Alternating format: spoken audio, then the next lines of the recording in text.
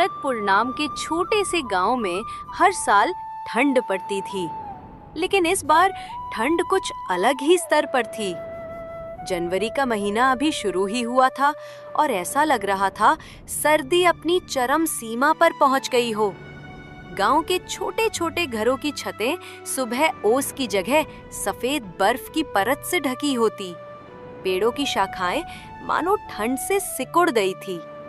सूरज भी ऐसा लगता था जैसे बादलों की मोटी चादर ओढ़े सो गया हो। ठंड का मौसम अमीरों के लिए तो बहुत ही सुहाना होता है, लेकिन गरीबों के लिए मुसीबत का पहाड़ टूटने जैसा है। ये ऐसे ही एक गरीब परिवार की कहानी है। गोपाल के परिवार पर ठंड का मौसम कहर बनकर टूटता है। हे ऊपर वाले, ये इतनी ठंड कैसे पड़ा रहे हो? इतनी ठंड में तो घर से निकलना भी मुश्किल हो गया है। लगता है इस बार ठंड कुछ ज्यादा ही बढ़ गई है। सच में ऐसी ठंड तो पहले कभी नहीं देखी। बाहर जाने का तो मन ही नहीं करता। ठंडी हवा बदन को चीरती हुई निकलती है। हाँ मीरा, और देखो सूरज भी जैसे मानो लुका छुपी खेल रहा है। दिन भर कोहरा छाया रहता है। लगता है कि ठंड और बढ़ती चली जाएगी। सच में इस बार ठंड ने तो सबकी हालत खराब कर दी है। तुम बाहर कैसे जाओगे? तुम्हें तो सुबह सुबह उठकर सेठ हीरालाल की दुकान पर जाना पड़ता है। हम तो फिर भी घर में रहते हैं और चूल्हे के पास बैठकर कुछ गर्माहट ले लेते हैं। क्या करे मीरा, काम तो करना ही पड़ेगा। सेठ जी को तो कोई फर्क नहीं पड़ता कि कितनी ठंड है। उन्हें तो बस काम समय पर चाहिए। अच्छा मीरा, तो अब मैं चलता हूँ, नहीं तो मालिक फिर से गुस्सा करेंगे। गोपाल एक चाय की दुकान पर चाय बनाने का काम करता था, जहां उसे बहुत कम पैसे मिलते हैं और उसके परिवार का गुजारा बस किसी तरह से चल रहा था। दौलतपुर गांव में हर साल सर्दी का मौसम आता था, लेकिन इस बार ठंड कुछ ज्यादा ही भयानक थी। आमतौर पर गांव के लोग सर्दी को हंसी खुशी सहन कर लिया करते थे, लेकिन इस बार मौसम ने सभी को मुश्किल में डाल दिया। ठंडी हवाओं के साथ साथ आसमान में घने बादल छाए रहते, जिससे दिन भर धुंध का माहौल बना रहता था। गांव का चौपाल, जहां आम दिनों में लोग बैठकर बातें किया करते थे, अब सुनसान पड़ा था। ठंड ने हर किसी को घर में कैद कर दिया था। अंकुश के पापा, आज घर में बहुत थोड़ा सा आटा है। बस 2 ही रोटी बन पाई है। एक रोटी मैंने आपके लिए बांध दी है, दिन में खा लेना। बच्चों को आधी आधी रोटी खिला दूंगी। नहीं मीरा, आजकल तो मुझे दिन में भूख ही नहीं लगती। वो दिन छोटा होने लगा है ना, इसलिए मैं तो दिन में चाय पीकर ही अपना काम चला लूंगा। आज मालिक सैलरी देंगे तो शाम को आते वक्त मैं राशन लेता आऊंगा। तुम दोनों रोटी बच्चों को खिला देना। मीरा को पता था कि सिर्फ 1 कप चाय पीने से पेट नहीं भरता, लेकिन वो हालातों के आगे मजबूर थी। गोपाल घर से बाहर जाने के लिए निकलता है, लेकिन बाहर बहुत ठंड पड़ रही थी। आसमान से बर्फ के बड़े बड़े टुकड़े गिर रहे थे। गोपाल के पास एक भी गर्म कपड़ा नहीं था। धोती कुर्ते में गोपाल ठंड के मारे कांपने लगा।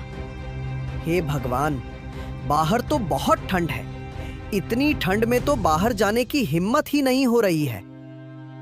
अपने आप को संभालता हुआ गोपाल कड़कती ठंड में भी मालिक की दुकान पर सुबह 6 बजे पहुंच गया। आ गया तू? चल जल्दी से सारे बर्तन धो दे। बर्तन धोकर फटाफट अदरक वाली चाय बना, ग्राहक आने वाले हैं। जी मालिक, अभी बर्तन धो देता हूँ। बर्फ जैसे ठंडे पानी में बर्तन धोना गोपाल के लिए बहुत मुश्किल होता था, लेकिन वो कहते हैं ना कि गरीबी सब कुछ करा देती है। बर्तन धोकर गोपाल ने ग्राहकों के लिए चाय बनाई और सबको चाय दी। चूल्हा जलाने के बाद गोपाल को ठंड से थोड़ी राहत मिली। गोपाल का बहुत मन हो रहा था कि 1 कप चाय वो भी पी ले। हे भगवान, ठंडे पानी से बर्तन धोने के बाद हाथ तो मानो जैसे जम ही गए। इतनी ठंड हो रही है, क्यों ना 1 कप चाय मैं भी पी लूं। उसने मालिक को 1 कप चाय दी और खुद भी 1 कप चाय पीने लगा। तभी मालिक ने उसके हाथ में चाय का कप देख लिया और गुस्से से भड़कने लगा।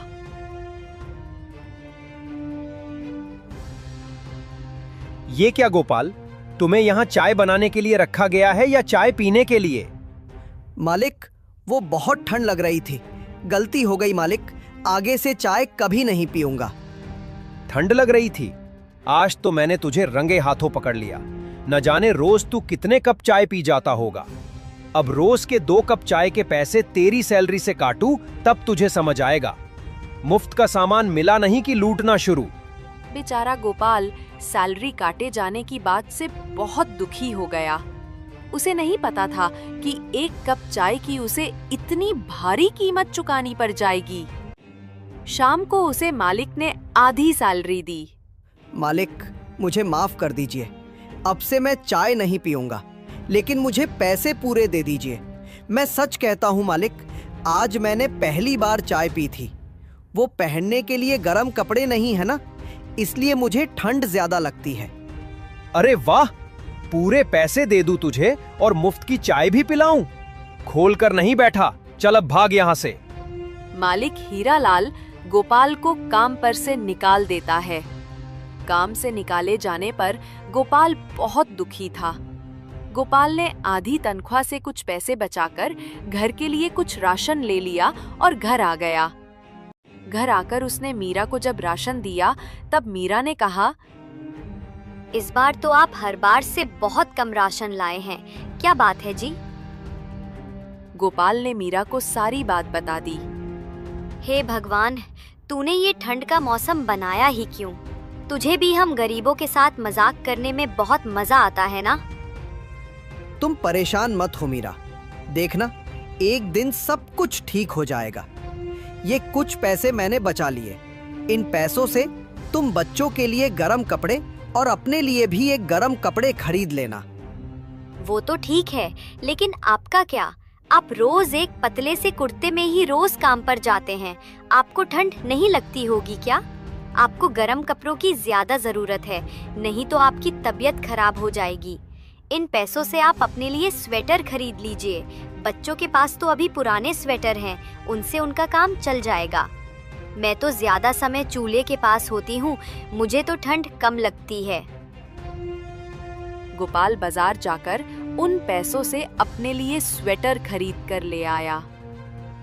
मीरा जब खाना बनाती तो बच्चे ठंड से बचने के लिए चूल्हे के पास ही बैठे रहते। मैं बाहर जा रहा हूँ, देखता हूँ अगर कोई काम मिल जाए तो।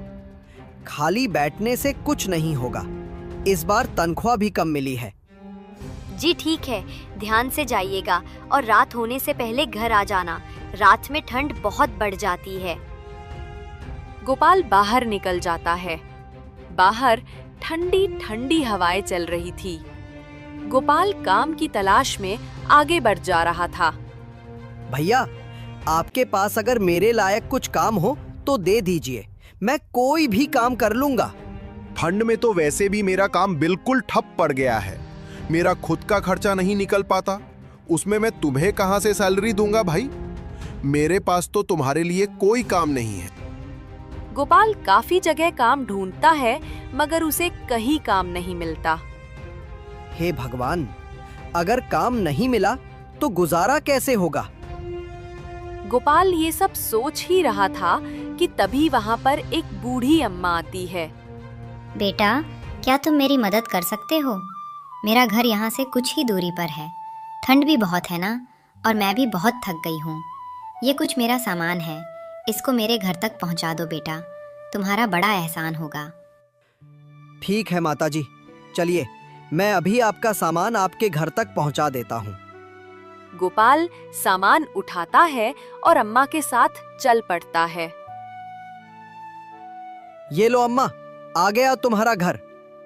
अम्मा, तुम यहाँ अकेली रहती हो? यहाँ तुम्हारे साथ और कोई नहीं रहता? हाँ बेटा, मैं यहाँ अकेले ही रहती हूँ, मेरे परिवार में और कोई नहीं है, बस ये एक मेरी लक्ष्मी है। ठंड बढ़ गई है ना, इसलिए जंगल से कुछ लकड़ियाँ लेने गई थी, आते आते देर हो गई। वो तो शुक्र है भगवान का जो वहाँ तुम मुझे मिल गए। अच्छा अम्मा, अब आप लकड़ियाँ जलाकर आराम कीजिए, मैं चलता हूँ, मुझे घर के लिए देर हो रही है। ठीक है बेटा, लेकिन मैं चाहती हूँ कि तुम मेरी लक्ष्मी को भी अपने साथ ले जाओ। मैं बहुत बूढ़ी हो चुकी हूँ, मैं लक्ष्मी का ढंग से ख्याल नहीं रख पाती, इसलिए मैं चाहती हूँ कि तुम मेरी लक्ष्मी का ख्याल रखो। ठीक है अम्मा, अगर आप इतना जोर डाल रही हैं तो आज से मैं आपकी लक्ष्मी का ध्यान रखूंगा। बेटा, इसे चारा सही से खिलाना तो ये तुम्हें बहुत सारा दूध देगी। ठीक है अम्मा, जैसा आप कहो, मैं आपकी लक्ष्मी का बहुत अच्छे से ख्याल रखूंगा। इतना कहकर गोपाल लक्ष्मी को लेकर घर आ जाता है। जब मीरा ने गोपाल को गाय के साथ देखा तो वो बोली, अरे ये किसकी गाय ले आए आप? गोपाल मीरा को सारी बात बता देता है। बस इस तरह अम्मा ने इस लक्ष्मी को मुझे दे दिया और कहा उसका बहुत ध्यान रखना। अब हम इसका बहुत ध्यान रखेंगे, बिल्कुल अपने बच्चों की तरह। मीरा, रात तो होने वाली है, मैं सोच रहा हूँ कि लक्ष्मी के लिए कुछ हरी हरी घास ले आऊं। रात में अगर लक्ष्मी को भूख लगी तो हमारे पास उसे खिलाने के लिए कुछ भी नहीं है। जी हाँ, आप जल्दी से लक्ष्मी के लिए कुछ खाने को ले आइए। गोपाल जंगल की ओर निकल जाता है और लक्ष्मी के लिए ढेर सारा चारा लेकर घर पहुंचता है और लक्ष्मी को खिला देता है।